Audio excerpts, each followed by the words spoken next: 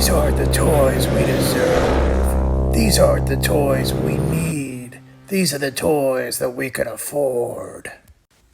Hello, Cheap Horror here. Today we're doing another figure unboxing. This time it's the Batman The Ultimate Movie Collection from McFarlane Toys. This is part of their DC Multiverse line, and this collects all the Batman figures from all the various movies across its live-action history, at least its major live-action history, and that being from the Michael Keaton '89 film to all the way to Robert Pattinson's latest movie as well. And it comes in this large booklet of a box celebrating Warner Brothers' 100th anniversary. And it's a great package altogether. At least it's an affordable package coming in at nearly $120 MSRP. And you can find this coming in and out of stock of various retailers online. And that's with free shipping. So in terms of the box itself, it's got that kind of lenticular, almost like a glossy trading card look to the finish of the logos for Batman, the Batman signal, along with the 100th WB anniversary. As you can see right there, it kind of reflects the lighting and kind of reflects as a mirror in terms of the box itself. Now, getting into kind of the look of the box and looking at the top, you've got the logo for Batman along with the Warner Brothers 100th anniversary.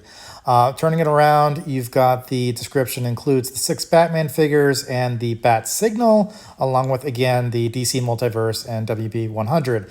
Looking at the back of the box, you've got a depiction of Gotham City and the Bat Signal, which looks like a conglomeration of all the different universes mixed in terms of Nolanverse. You've got a bit of Snyderverse in there too, so it's very interesting to see all these kind of gobbled together into a single depiction of Gotham. And then you've got all 6 figures paneled there at the bottom, scroll down there on the bottom of the box. So a pretty neat little graphic there, kind of giving you an indication once again that this is a celebration of all the universes from the different movies. Now, turning onto the other side, once again, Batman, the Ultimate Movie Collection, and then back to the front. So let's get this open and see what's inside.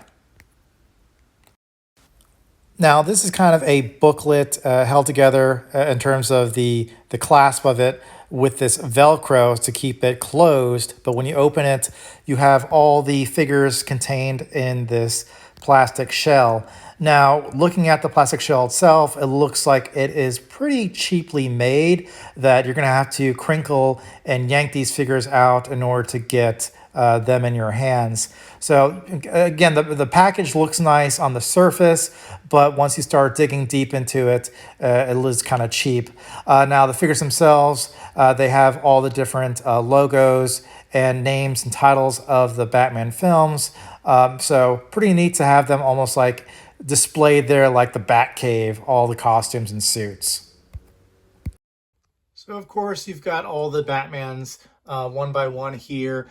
Great representations in terms of being diverse and being, from what I can tell on the surface, pretty accurate depictions, albeit more affordable options for these figures, so they're not going to be completely detailed or really particular, providing likeness to the actors. But again, you've got all these Batmans. For those that missed out on the Christopher Nolan, Christian Bale version of Batman, again from the Nolanverse, you can collect it here. You've also got Ben Affleck Batman, which looks to be a whole new head sculpt because the previous one came with the visors kind of locked onto his forehead.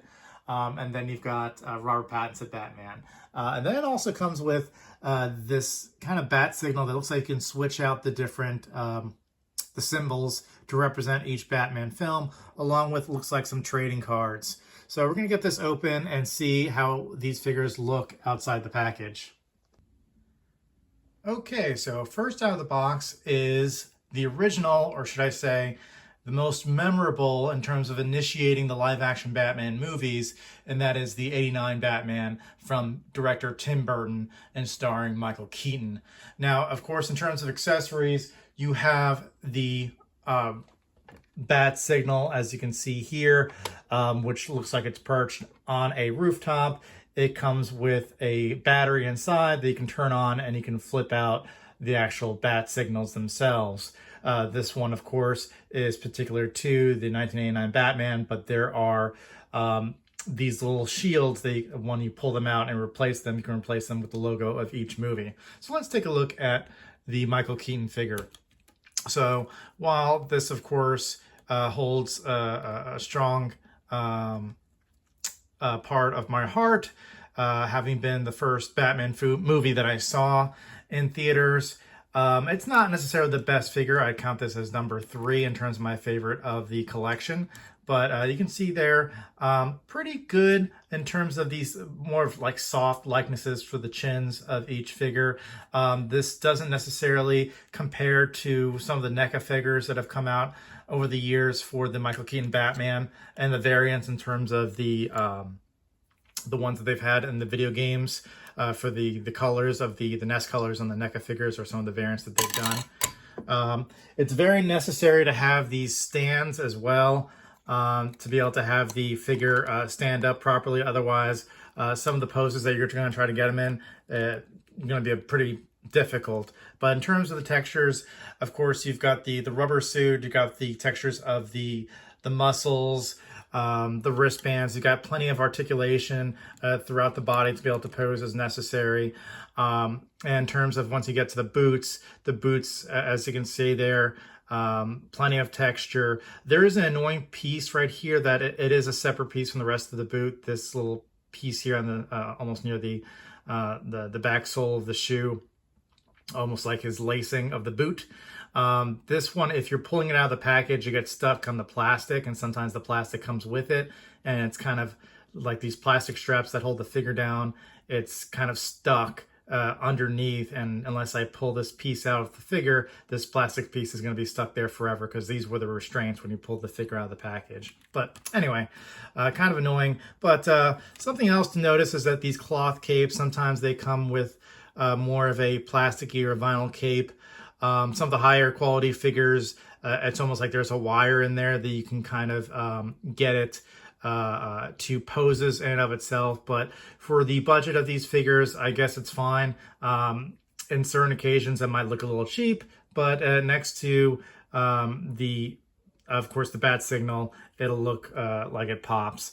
Not much in terms of textures on the back, but of course, you're not going to see much there with the cape covering it, but good looking figure nonetheless. I do think that there is an issue with the fact that his head seems a bit disproportionate to the rest of his body, but otherwise, not much wrong here. This is a good figure. This is a very well done figure. It's just in comparison to what's out there for Michael Keaton 89 figures, this is not the strongest of the pack, but is very good for the budget that he's in. So that's a good figure. That's my third favorite. Let's get to the next one.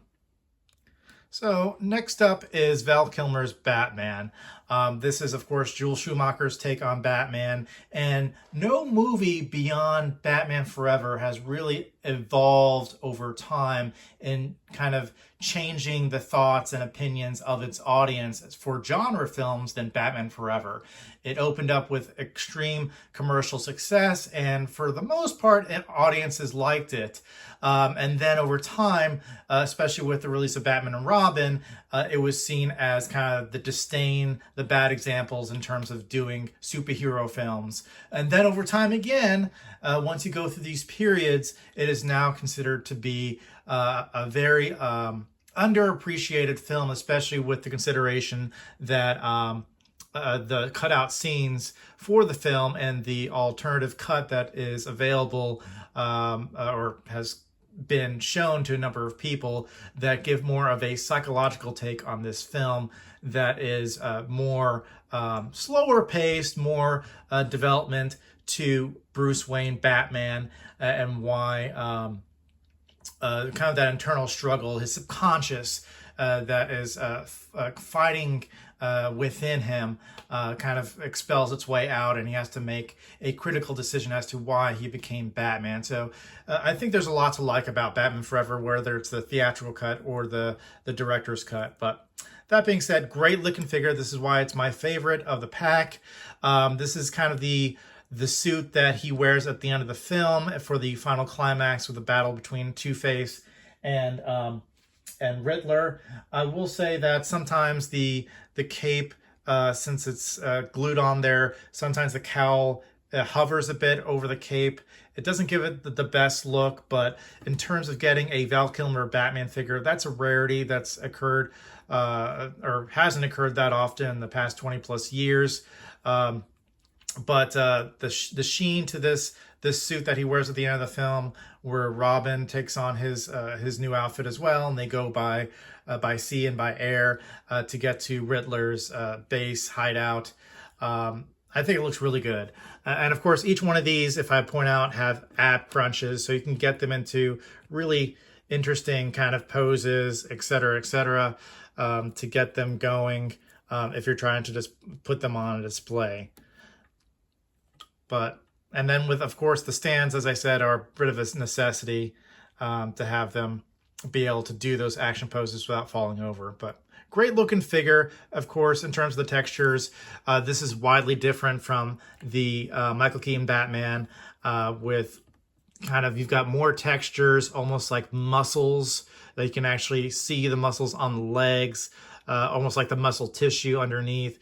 So, what was it? Joel Schumacher said he was looking for a more animatic or more of an appreciation of the human body with these costumes, and that really comes out in this figure, and especially with the cowl itself having that kind of the textures on the bat ears and on the cowl.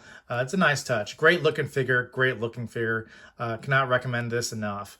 So awesome figure, guys. If you and I'll point out something else. It's gonna go into when I speak about the Batman and Robin figure. If you're looking for entry-level entertainment that kids especially will like, which is a rarity for Batman movies, Batman Forever and Batman and Robin are movies that hold a place. There's a purpose to them.